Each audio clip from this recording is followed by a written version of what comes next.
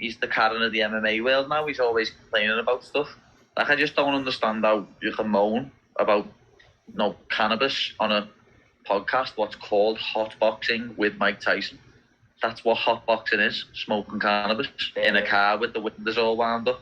Like, people are calling me a Muslim hater, and like, I hate Khabib because I've said this when I'm just in the opposite. Like, I don't hate Khabib at all. I think he's the 155 GOAT. I just don't think he's the actual GOAT of the sport. And all his fanboys are attacking me for it when it's my opinion. I'll have my opinion if I want. I don't care what you say to me. I will have my opinion. No one's ever going to stop me from saying what I think. A lot of people think that Khabib's a wrestler, which he is without equal, but it's his grappling, his whole complement of the game. His jiu-jitsu is ridiculous. His control on the game, and you can see how technical his grappling is if you actually break it down. I think a lot of the common fans don't realise how technical his grappling ability is. It is absolutely...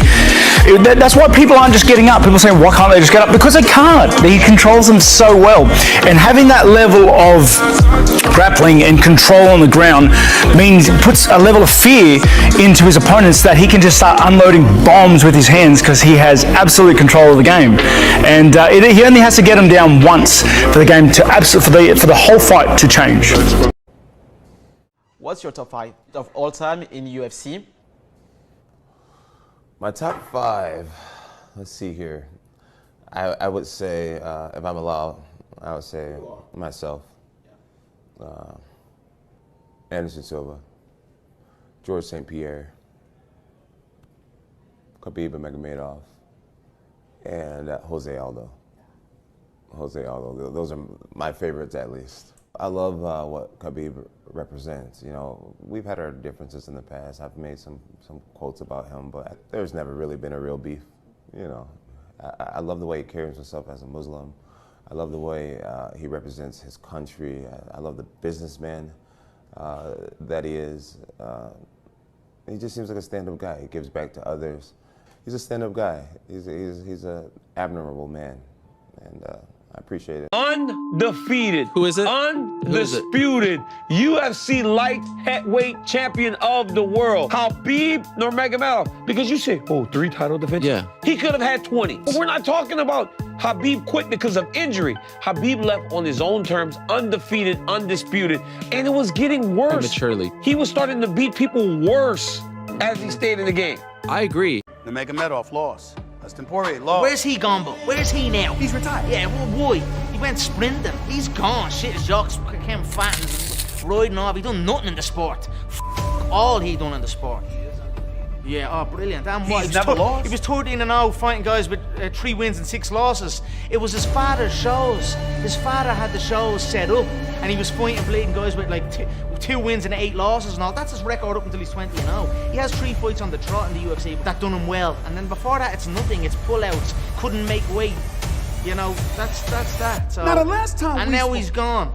People ask me all the time, is he strong? I mean, he's strong. I don't know if he's the strongest guy I've ever fought, but he's strong. They're all strong. Nothing overwhelming or that really surprises me.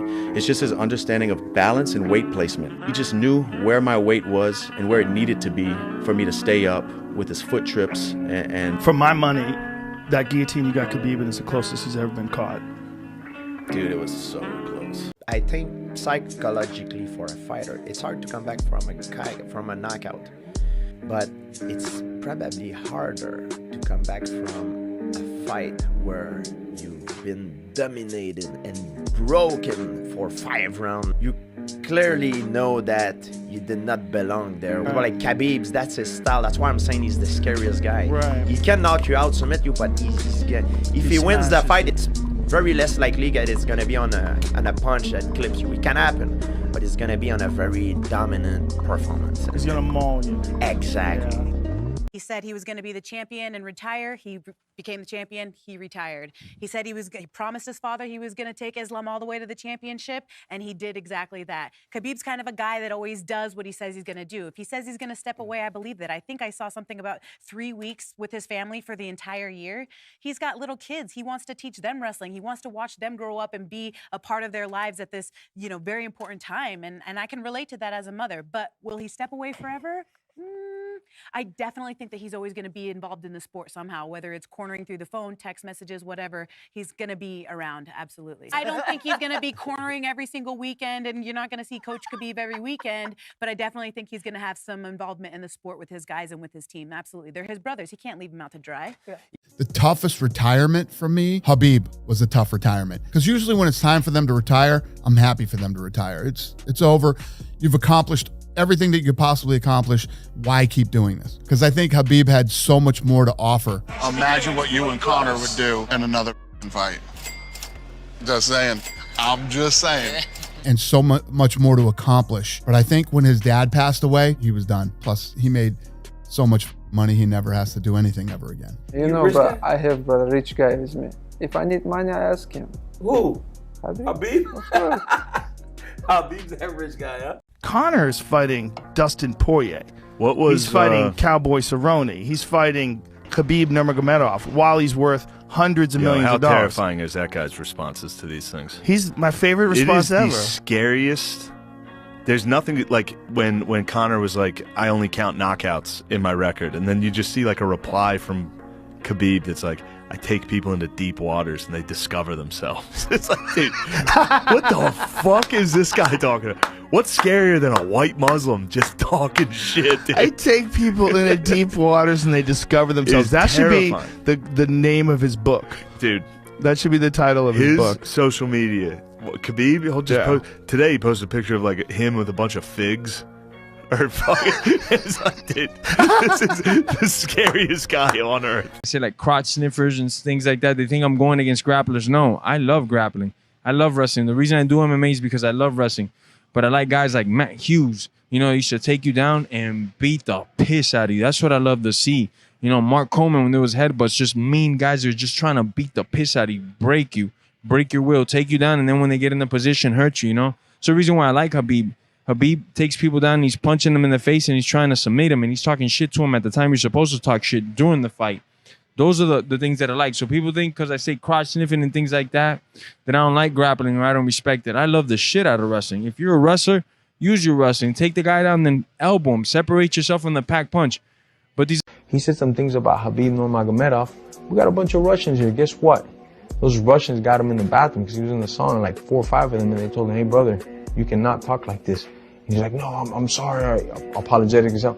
At the time, we weren't cool at all, because he had already ripped off my coach. So I was like, I hope they come up. And if he thinks I'm going to jump in for anything, the only thing I'm going to jump in is to kick his teeth in, So I was hoping these Russians were going to take him out, but he was such a coward and so like, no, never again, bro. I'm trying to make my mark. I'm trying to make my brand and my name. And they're like, don't disrespect Khabib. It was like 4 or 5 Russians. They cornered him here. And this guy just cowered out. Like, you can't say his name, man. Who? If you don't deserve, you say his name. Hey, listen to me. This guy, this is important, okay? This guy, you smashed this guy, yeah. But now this guy first double champion. This guy killed Alvarez. Hey, Habibi, hey, this guy killed Alvarez. Hey, say his name, Alvarez. Hey, 27 million Instagram followers. More. This guy more than 27? This guy killed Alvarez, huh? So let me ask you a question. Even though you don't like this guy, you respect that this guy do some good things? He do good things sometimes in the octagon. Like this, like this, like this, like this. Look. Boom, boom, boom. It's good. It's good. But when I do the eagle, you take. I said, but watch out. I said, but don't talk about it. I said, don't talk about it. Khabib Nurmagomedov is arguably the greatest fighter of all time. The guy lost like 2 rounds ever in his whole career. He is devoutly religious. 5 times a day, there's a call to prayer. They don't fuck around. Yeah. During Ramadan, there's no eating, no drinking, no nothing during the day. The training is all like brutal and Spartan. Yeah. And he takes no credit. What does he do all the time? He goes, and he's super humble. Yes. He's super humble. He's admirable. That's a man of character. Yes. That's a man of distinction. Yes. That's a champion.